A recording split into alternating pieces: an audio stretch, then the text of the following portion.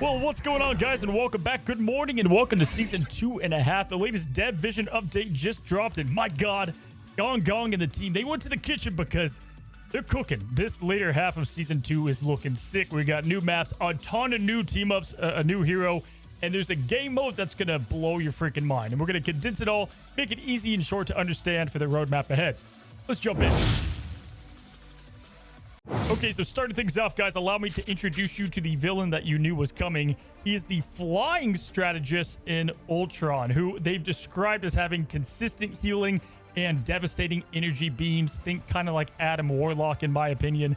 And they've said that his new primary weapon is unique and is going to bring an all-new shooting experience to rivals, which sounds kind of crazy. But on top of that, we also got a small sneak peek when they briefly showed his new team up with Iron Man. More on that later, where we can see his flying skill that kind of looks like Human Torch's boost, healing drones that you can assign to different allies, and what seems to be a small deployable shield or tank wall. And as always, guys, we should be able to check out his entire kit pretty shortly when his hero trailer drops, and we're going to get the first look of Ultron. That's going to come sooner than you think, so be sure to subscribe down below if you haven't already to A, help support, but B, be notified when that drops here pretty soon. Now, on top of the new hero, we got a brand new map, Aeroco, which is the sister island to Krakoa, and we're going to find out more about this map, but this is Ultron's stronghold, and we can expect this to enter the rotation of competitive and quick play within rivals. Now, if you thought the beginning of Season 2 was crazy, just wait, guys, because we have 6 new team-ups. Yes, 6 of them are coming into the game, and they're all seeming pretty crazy. Now, remember, this means 2 things. First of all, a bunch of anchor bonuses, so kind of light buffs to a bunch of different heroes, but also brand new abilities. And we start with a community-suggested one that they gave credit to, and this one, I can't believe this is coming to the game. We have Jeff NATO, and it's going to combine her Omega Hurricane and Jeff's ult for what they say is sustained damage and devouring your enemies. So this looks absolutely crazy, and I love that they're bringing this into the game. Now, if one new Jeff team up wasn't enough for you, we've got 2 with symbiote shenanigans. Venom is going to be our anchor, getting stat boost, and Jeff is going to get the new addition of a kind of healing that he can link to his allies and heal over time, getting that symbiote. I love this because it's bringing a look at kind of this art of symbiote Jeff that we've seen. Seems like a really good team up. What I like about this too is that they're both kind of dive type heroes, even though Jeff is pretty much a damage dealer at the higher ranks. You're going to get this kind of auto heal ability, which is going to be a nice touch, and Jeff can always use some more healing. Next up, we have Operation Microchip. We have Punisher as the anchor. It looks like he's going to be getting bonus health up to 300. Don't know if that's going to be a part of the seasonal bonus or just in the patch notes, but do make note of that.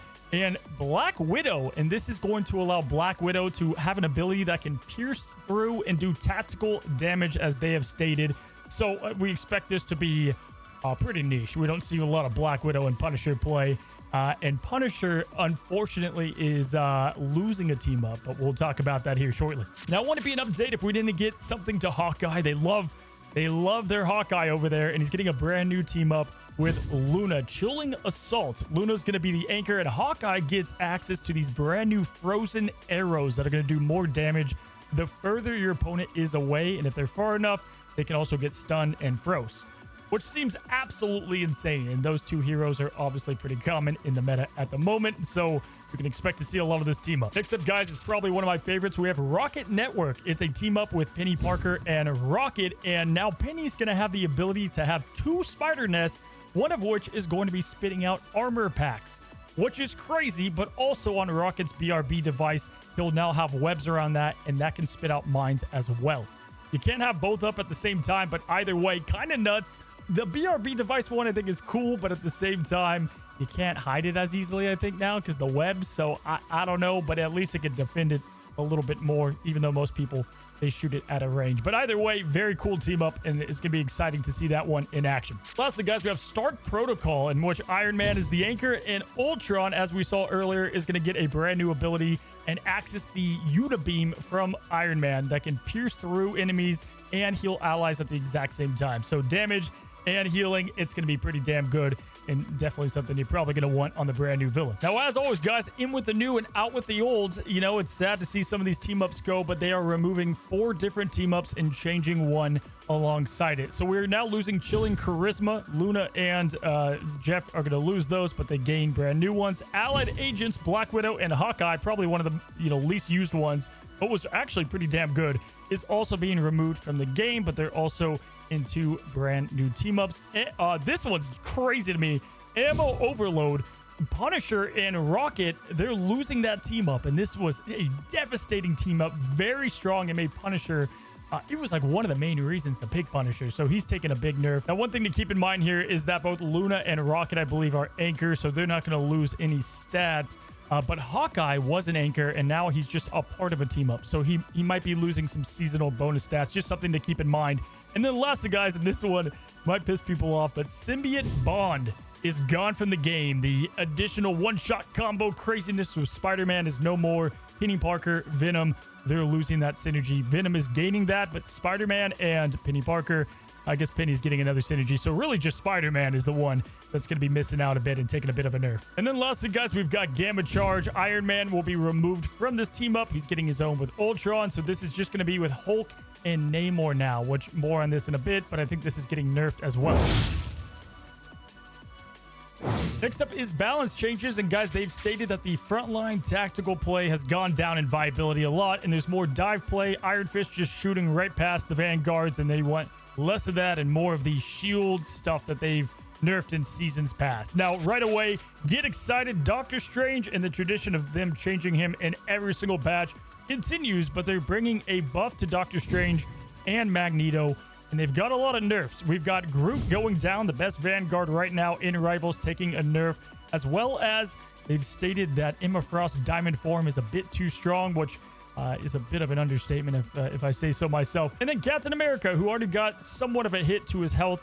The last patch notes, he's going to get that even more, it looks like, to start season 2.5. Now, in terms of duelists, guys, they've stated they're going to be bringing buffs to Punisher, Squirrel Girl, and Storm. And as far as nerfs go, they've addressed Iron Fist, Human Torch, and Psylocke as getting nerfs this patch.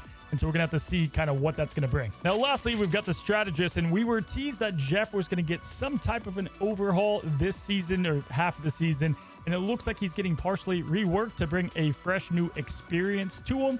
So they've got the new team-ups for him, but then I guess there's going to be more in addition to that. And Luna Snow, they're going to make her ultimate a bit longer to charge. But wait for it. They love their Luna Snow over there.